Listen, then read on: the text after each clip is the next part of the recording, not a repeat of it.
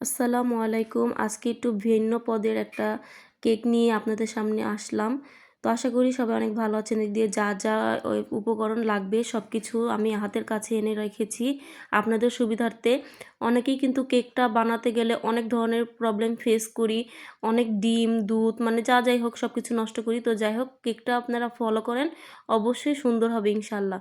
এদিক দিয়ে হচ্ছে ২ টা ডিম দিয়ে আমি বানাইয়া দেখাবো। একটা ডিম দিয়েও বানানো যায়, ৪টা দিয়েও হয়। আমি ২টা দিয়ে দেখাচ্ছি যেহেতু আমরা লোক কম। তো এদিক দিয়ে হচ্ছে এই যে ডিম ২টা আমি সুন্দর করে ভেঙে নিলাম। ২টা ডিম অবশ্যই কিন্তু ঘরে যে নরমাল তাপমাত্রা থাকে এইভাবে রাখতে হবে, তাহলে কেকটা অনেক সুন্দর ফুলবে, আর নয় কিন্তু কেকটা পারফেক্টলি ফুলবে না। তো এদিক দিয়ে সুন্দর করে ডিমগুলা ফেটিয়ে নিচ্ছিলাম। আর এদিক দিয়ে হচ্ছে আমি ১ কাপ পরিমাণে চিনি নিয়েছি।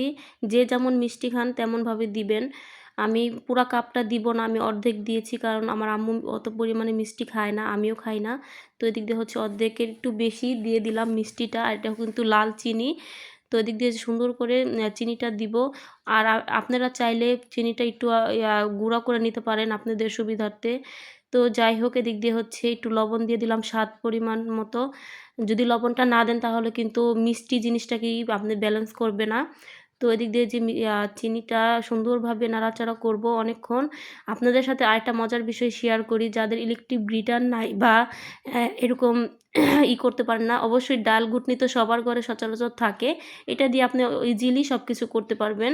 এই দেখেন সুন্দরভাবে কিন্তু অল্প সময় হয়ে যাবে। আর এদিক দিয়ে ১ কাপ পরিমাণে তেল আমি কিন্তু পুরোটা দিয়ে দিছি, আর কিছুটা রাখছি, এটা হচ্ছে ময়দার সাথে দিব।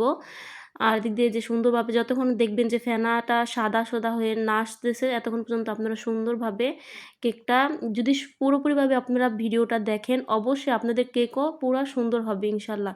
এদিক দিয়ে হচ্ছে একটুখানি ভ্যানিলা এসেন্স আছে, তারপর একটু লেবুর রসটা দিয়ে দিলাম, অন্যরকম একটা ফ্লেভার আসে কেকের ভেতরে। এদিক দিয়ে হচ্ছে এটা কফি দিয়ে দিলাম, ঘ্রাণটাও সুন্দর আসবে আর কালারটাও সুন্দর আসবে চকলেট ফ্লেভারের। তো এদিক দিয়ে হচ্ছে কফিটা দিয়ে দিলাম সুন্দরভাবে। তো তারপরে বাকি যে উপকরণগুলো থাকে তাও দিব। এদিক দিয়ে হচ্ছে যে আমি কিছুটা কাঠবাদাম, তারপরে কিছুটা হচ্ছে আ খেজুর, কারণ এখন রোজার মাস, খেজুর কিন্তু সবার ঘরেই থাকে কম বেশি। যাই হোক এদিক দিয়ে খেজুরটাও আমি কিছু পরিমাণ দিয়ে দিলাম। আর এটা হচ্ছে খাবারের সোডা। খাবারের সোডা আপনাদের স্বাদ অনুযায়ী দিবেন, আর বেশি হলে কিন্তু আপনাদের কেকটা ফুলবে না আর তেলগুলো ছেড়ে দিবে। তো পরিমাণ মতো দিবেন। আর এটা কিন্তু বেকিং সোডা না, এটা কিন্তু খাবারের সোডা। বেকিং সোডাও দিতে পারেন আপনাদের যার যেমন আছে। আর এটা হচ্ছে কর্নফ্লাওয়ার ১ মুঠা, এটা দিয়ে দিলাম। আর হচ্ছে এদিক দিয়ে ময়দাটা ১ বাটি। তো ডিমের পরিমাণ অনুযায়ী ময়দা দিতে হবে। ময়দা যদি বেশি পরিমাণে হয়ে যায় তাহলে কিন্তু কেকটা ফুলবে না, আর এটা হচ্ছে কেকটা সুন্দরভাবে হবে না। আমি যে তেলটা রেখেছিলাম সেটাও দিয়ে দিলাম। এদিক দিয়ে যে তেলটা সুন্দরভাবে ঢেলে নিব। তারপরে হচ্ছে আমি এটা মিক্স করব। আরেক দিয়ে হচ্ছে দুধটা অনেক সুন্দরভাবে ঘন করে আপনারা কিন্তু দেখলেই বুঝতে পারবেন আমি দিয়েছি, যাতে কেকের ভেতরে অন্যরকম একটা স্মেল চলে আসে।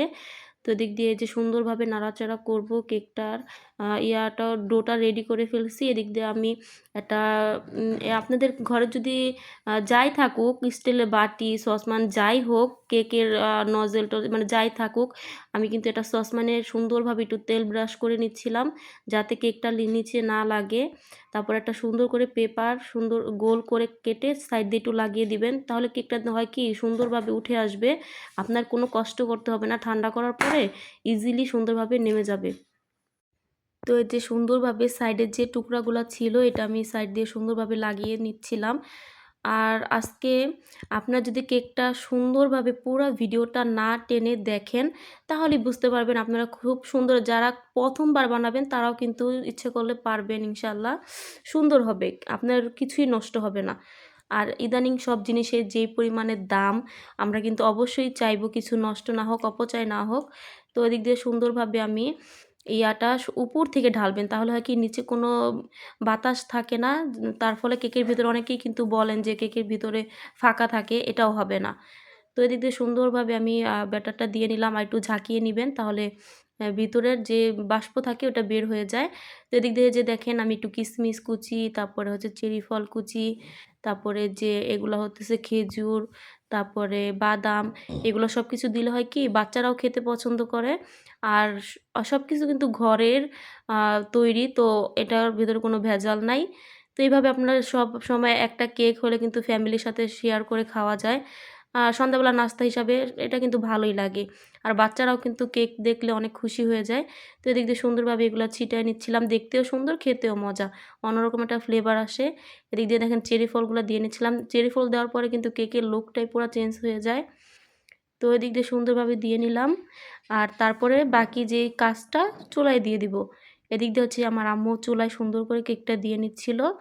আর এই যে একটুখানি ঢেকে দিলাম। তো ওই ফাঁকাটা একটা কিছু দিয়ে আপনারা অফ করে দিবেন। দেখেন মাশাআল্লাহ, অবশ্যই সবাই কমেন্টে মাশাআল্লাহ বলবেন। দেখবেন আপনাদের কেকটা পুরা সেম এমন হবে। তো আজকে একটু আমাদের ভুলের কারণে কেকটা একটু কম ফুলছে। তারপরে দেখেন কত পরিমাণে বড় হইছে। একটা কেক দিয়ে কিন্তু ফ্যামিলির সাথে শেয়ার করা যাবে। তো সবাই সুস্থ থাকবেন, ভালো থাকবেন। আসসালামু আলাইকুম।